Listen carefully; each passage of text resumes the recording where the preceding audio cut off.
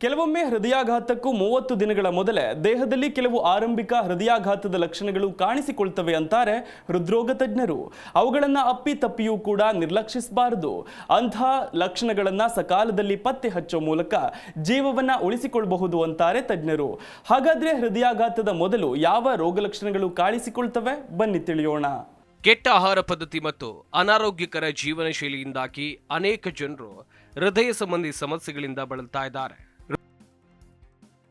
ಹೃದಯಾಘಾತಕ್ಕೂ 30 ದಿನಗಳ ಮೊದಲು ಕಂಡುಬರುವ ಲಕ್ಷಣಗಳು.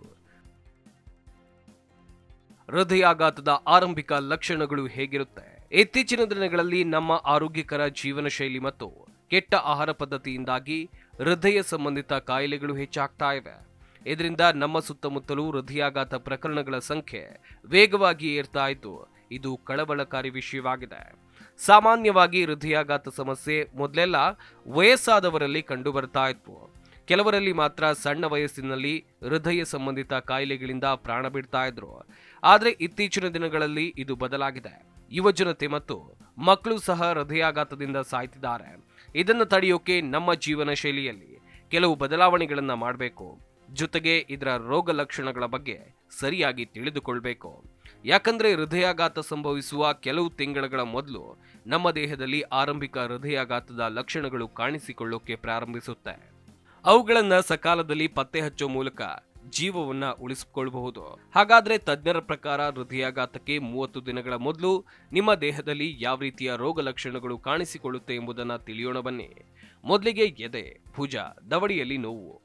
ಹೃದಯಾಘಾತ ಸಂಭವಿಸುವ ಮೊದಲು ವ್ಯಕ್ತಿಗೆ ಎದೆ ನೋವು ಕಂಡುಬರುತ್ತೆ. ಜೊತೆಗೆ ಎದೆಯ ಸುತ್ತಲೂ ಒತ್ತಡ ಮತ್ತು ಭಾರ ಹೊತ್ತ ಅನುಭವ ಆಗುತ್ತೆ. ಇನ್ನು ಕೆಲವರಲ್ಲಿ ಕೈ, ಭುಜ, ದವಡಿಯಲ್ಲಿ ನೋವು ಬರಬಹುದು. ನಿಮಗೆ ಎದೆ, ಭುಜ ಮತ್ತು ದವಡಿಯಲ್ಲಿ ನೋವು ಇದ್ರೆ ಈ ಚಿಹ್ನೆಯನ್ನ ನಿರ್ಲಕ್ಷಿಸಬಾರದು. ತಕ್ಷಣ ವೈದ್ಯರನ್ನ ಸಂಪರ್ಕಿಸೋದು ಬಹಳ ಒಳ್ಳೆಯದು. ಆಯಾಸ, ದೌರ್ಬಲ್ಯ. ಹೃದಯಾಘಾತದ ಮೊದಲು ದೇಹವು ದಣಿದಿರುತ್ತೆ. ಯಾವುದೇ ರೀತಿಯ ಶ್ರಮವಿರದ ಕೆಲಸ ಮಾಡಿದ್ರೂ ದೇಹ ದಣಿವಾಗಿ ಬೇಗ ಆಯಾಸವಾದಂತೆ ಭಾಸವಾಗುತ್ತೆ. ಪದೇ ಪದೇ ಈ ರೀತಿ ಆಗ್ತಾ ಇದ್ರೆ ಅದನ್ನ ನಿರ್ಲಕ್ಷ್ಯ ಮಾಡಬಾರ್ದು. ಬದಲಾಗಿ ನೀವು ತಕ್ಷಣ ವೈದ್ಯರನ್ನ ಸಂಪರ್ಕಿಸೋದು ಬಹಳ ಒಳ್ಳೆಯದು. ತಲೆ ತಿರುಗುವಿಕೆ, ಸೆಳೆತ. ಹೃದಯಾಘಾತಕ್ಕೆ 30 ದಿನಗಳ ಮೊದಲು ವ್ಯಕ್ತಿಗೆ ತಲೆ ಪದೇ ಪದೇ ತಿರುಗುತ್ತೆ ಅಂತ ಭಾಸವಾಗುತ್ತೆ. ಕೆಲವೊಮ್ಮೆ ವ್ಯಕ್ತಿ ಮೂರ್ಛೆ ಹೋಗಬಹುದು. ಈ ಸಮಯದಲ್ಲಿ ಉಸಿರಾಟದ ತೊಂದರೆ, ತಲೆನೋವು, ರಕ್ತದ ಹರಿವು ಕಡಿಮೆಯಾಗುತ್ತೆ. ಅಂತ ಪರಿಸ್ಥಿತಿಯಲ್ಲಿ ನೀವು ತಕ್ಷಣ ವೈದ್ಯರ ಬಳಿಗೆ ಹೋಗಬೇಕು. ಉಸಿರಾಟದ ತೊಂದರೆ. ಹೃದಯಾಘಾತ ಸಂಭವಿಸುವ ಮೊದಲು ವ್ಯಕ್ತಿಯು ಉಸಿರಾಡುವಾಗ ತೊಂದರೆ ಅನುಭವಿಸ್ತಾನೆ. ತುಂಬಾ ದಣಿದಿದ್ರೆ ಅಥವಾ ಸಣ್ಣ ಕೆಲಸ ಮಾಡಿದ್ರೂ ಉಸಿರಾಟ ತೀವ್ರವಾಗೋಕೆ ಪ್ರಾರಂಭಿಸಿದ್ರೆ ಅದು ಹೃದಯಾಘಾತದ ಸಂಕೇತ ಆಗಿರಬಹುದು.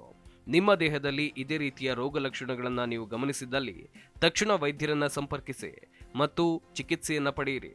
ಅವರು ಸೂಚಿಸಿದ ಔಷಧಿಗಳನ್ನ ತಪ್ಪದೆ ಬಳಸಿ, ಆರೋಗ್ಯಕರ ಆಹಾರ ಕ್ರಮವನ್ನು ಅನುಸರಿಸಿ. Bureau report, G Kannada news.